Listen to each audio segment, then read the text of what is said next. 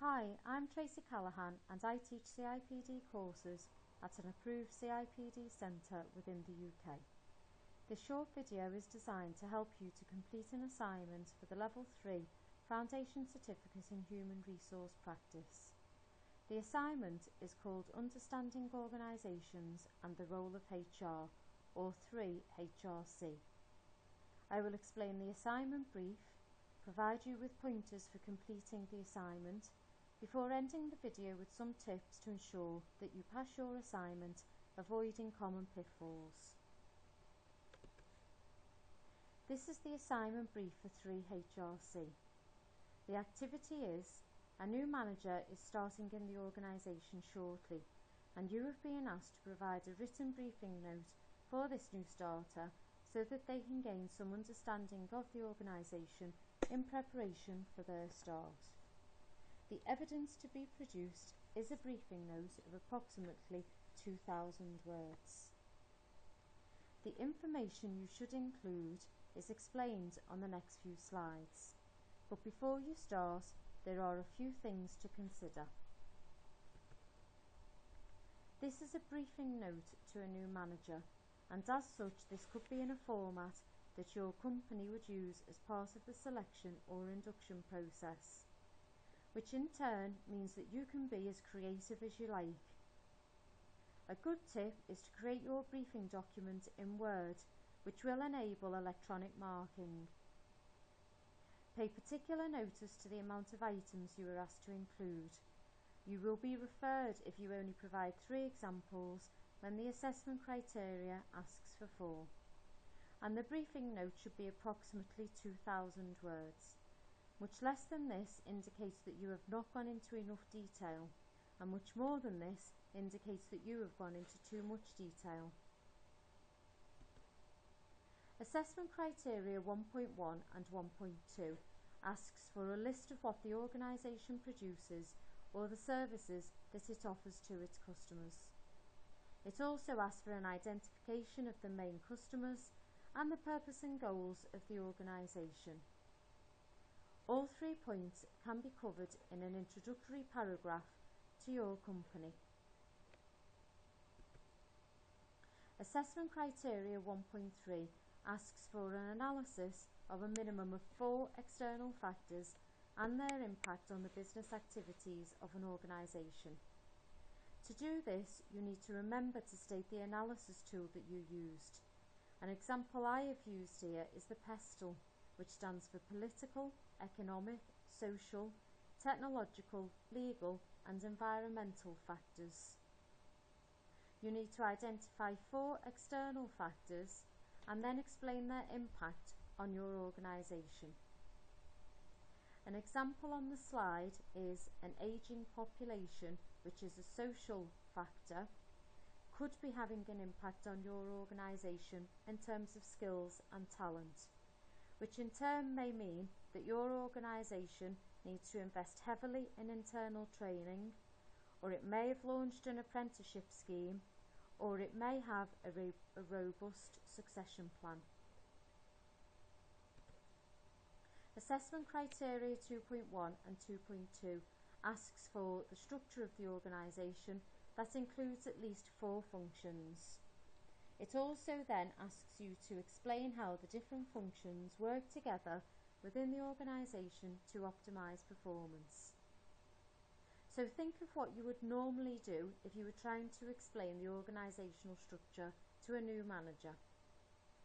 Usually you would include a picture of a who's who, or maybe an organisational chart, or a list of functions in the organisation. Some examples of functions in the organisation could include human resources, sales, marketing, operations, research and development, or a finance department, amongst many more. You need to choose 4 of these functions and then explain to the new manager how they work together, how they link to optimise performance within your organisation.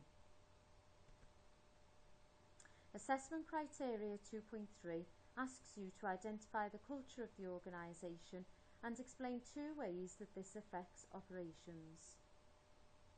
To start this assessment criteria, think of the culture in your organisation as you see it, and think how you would explain it to a new manager. You could consider which of Handy's 4 types of organisational culture applies to your organisation.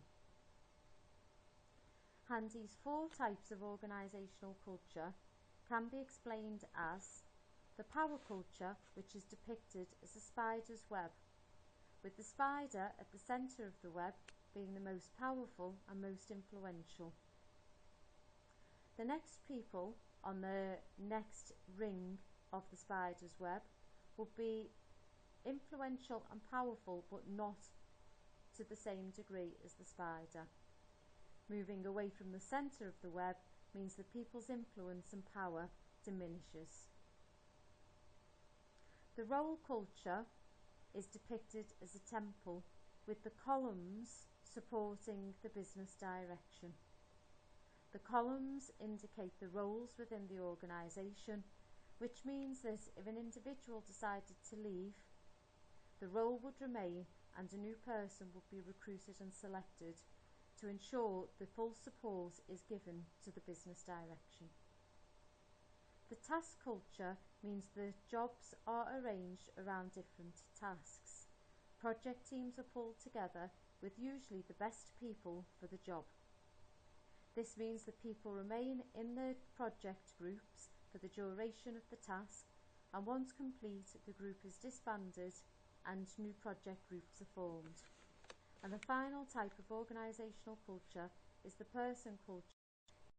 It's a difficult culture to identify within a normal organisation. Once you have identified which culture suits your organisation or which one explains your organisational culture, you need to explain to the new starter 2 ways in which this affects operations. Assessment criteria 3.1 asks for how 3 HR activities support the organisation's strategy. This could include training, recruitment and selection, managing performance, pay and reward, managing the employment relationship, staff motivation, or employee engagement. You need to choose 3 of these and explain how HR do this, or better still, use your own examples. Assessment criteria 3.2 asks for 3 ways the HR professionals support line managers and their staff.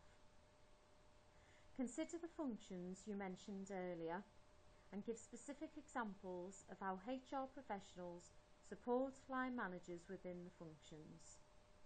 Some examples I've included are: HR would advise on disciplinary and grievance issues, they may source the best college for training, they will deal with pay queries, or assist with long-term sick interviews.